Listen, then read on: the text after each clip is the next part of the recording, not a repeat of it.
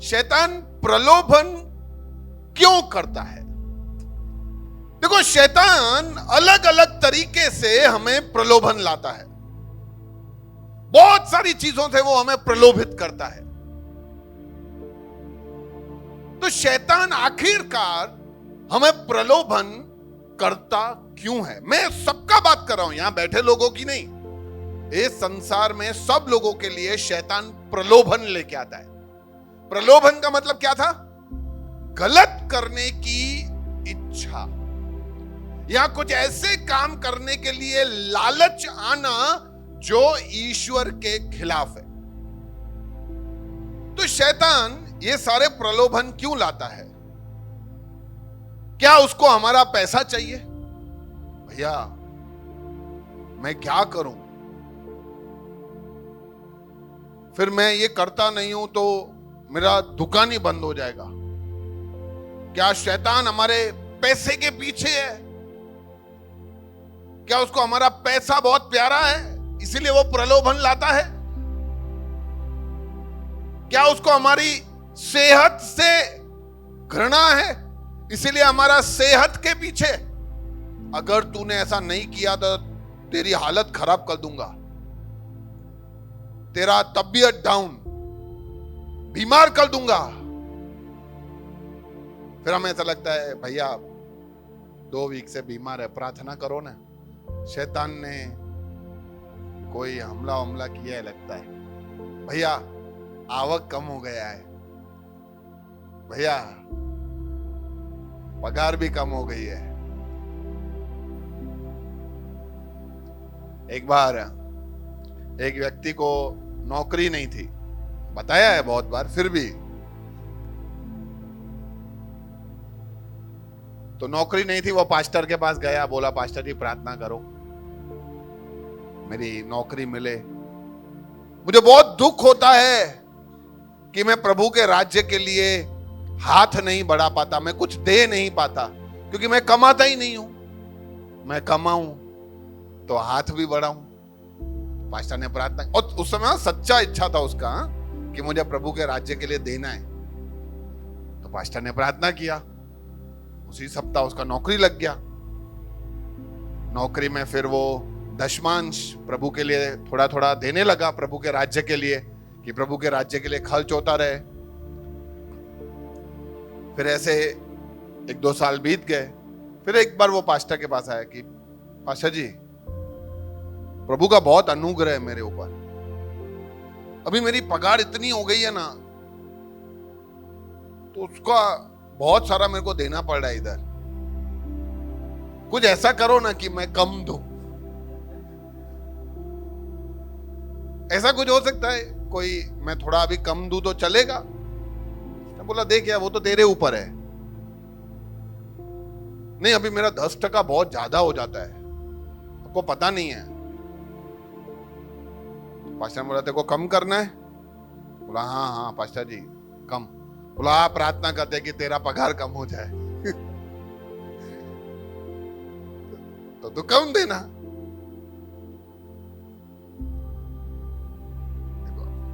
कभी मांगा इधर से?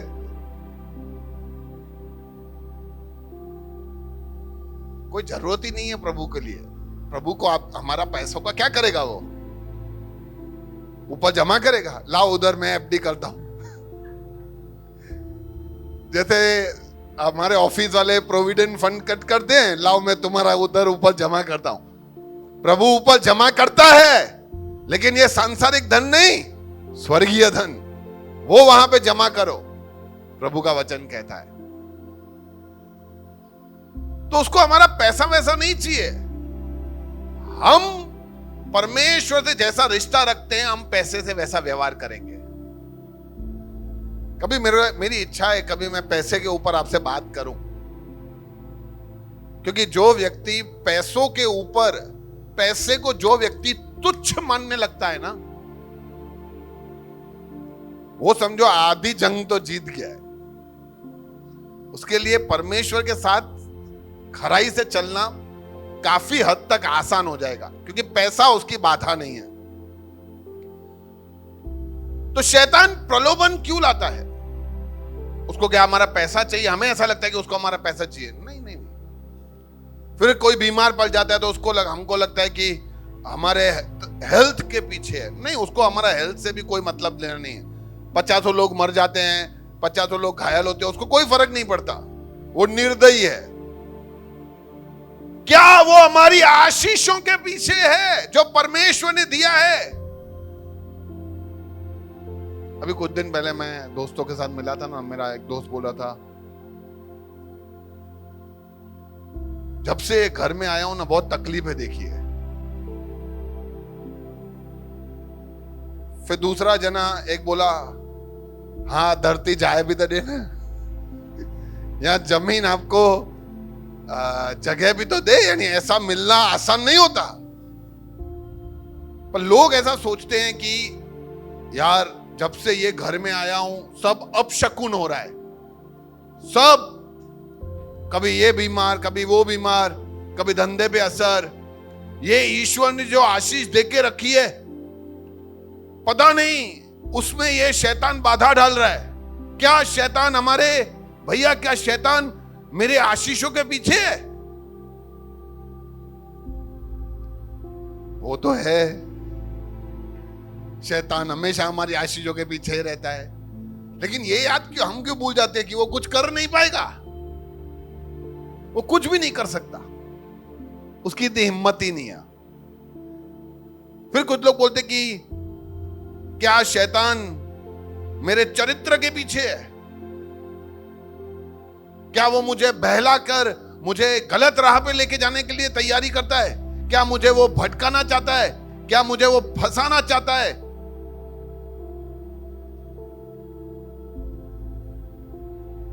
तो मेरा सवाल है कि ये सब कहां से लेके आते हो? भैया अय्यूब का पुस्तक पढ़ा था, अय्यूब में आपको क्या लगता है शैतान क्या करना चाह रहा था? अय्यूब का पहले पैसा गया, अय्यूब का रिश्तेदार गए, सगे बच्चे गए, प्रॉपर्टी गई, उसका खुद का शरीर गया। मैं मानता हूं कि नहीं गया तो परमेश्वर का वचन जो उसके दिल में था, इसीलिए ही वो खड़ा रह सका। तो जब तक परमेश्वर का वचन हमारे दिल में है, जब तक वो हमारे हृदय पे क्लियर क्लियर हमें दिखाई देता है, जब तक हम उसमें बंधे हुए हैं, जब तक उसमें हम दृढ़ हैं, शैतान प्रलोभन लाएगा भी ना, हमें हानि नहीं पहुंचा सकता। लेकिन एक बात यह समझना जरूरी है कि शैतान हमारे लिए प्रलोभन इसीलिए नहीं लाता कि मेरा पैसा चला जाए, या मेरा हेल्थ खराब हो जाए, या मेरी आशीषें चली जाए, या मेरा घर, भैया मेरे को घर मिलने ही वाला था। हर बार ऐसा होता है, मिलने ही वाला होता है, बिकने ही वाला होता है कि ग्राहक चला जाता है। ऐसा होता है क्या आपके साथ होता है?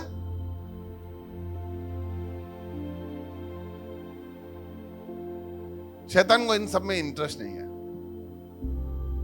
शैतान सिर्फ 2 काम करता है।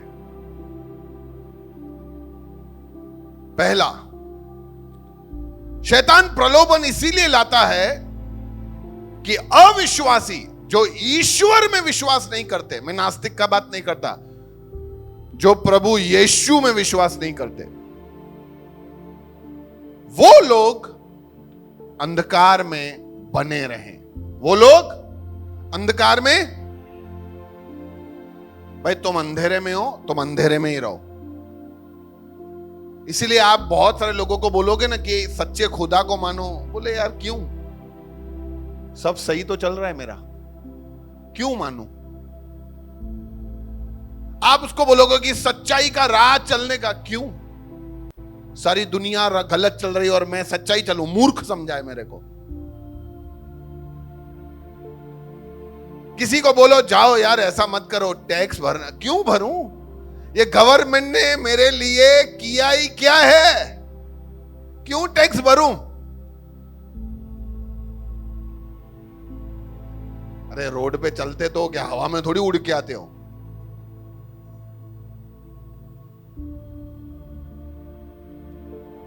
और नहीं भी हो तो भी प्रभु ने कहा जो मेरा है वो मुझे दो, जो सरकार का है वो सरकार को दो। पर वो हमेशा शैतान हमें इसीलिए प्रलोभन लाता है ताकि अविश्वासी अंधेरे में बने रहें।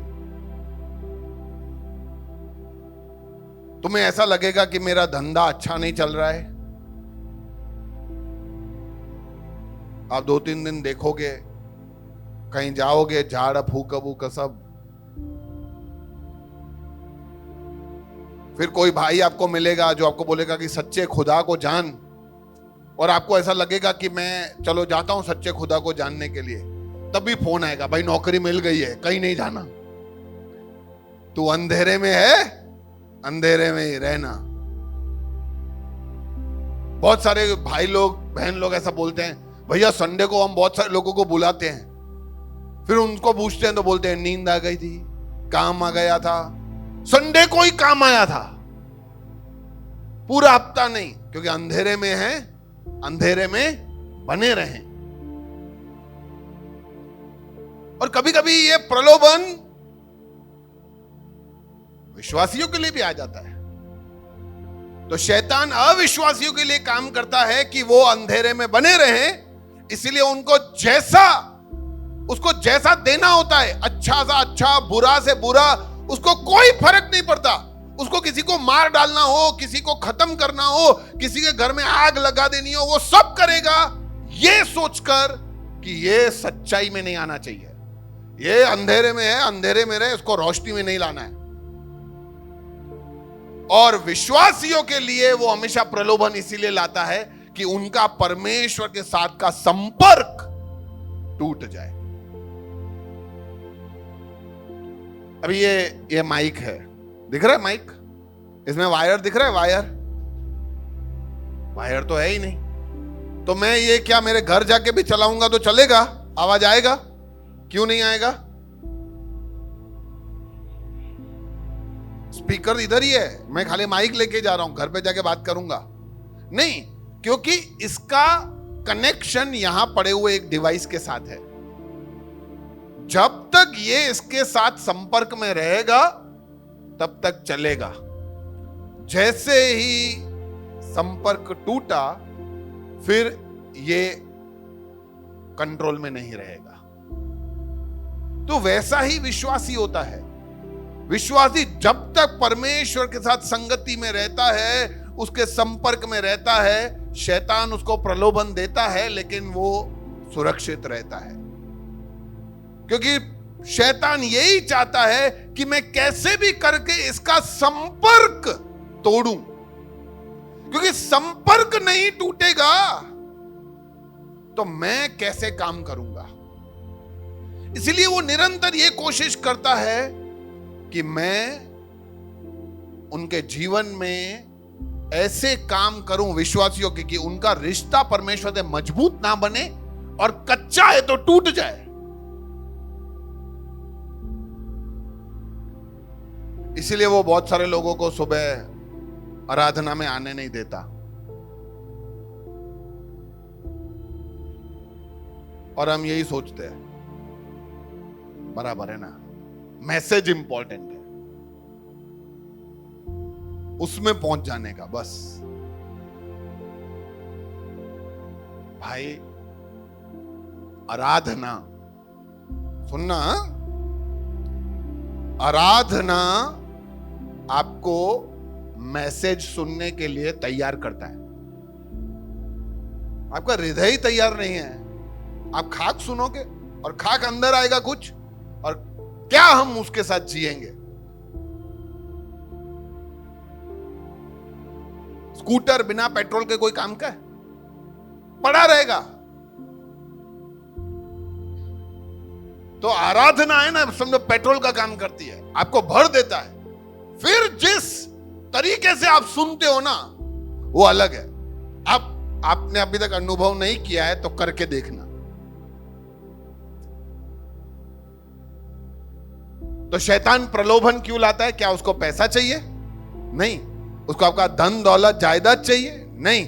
क्या उसको आपका हेल्थ चाहिए, आपका चरित्र चाहिए? नहीं, वो सिर्फ एक मकसद से है कि आप हम में से कोई भी ईश्वर के साथ जुड़ने न पाए, इसीलिए वो प्रलोभन लाता है।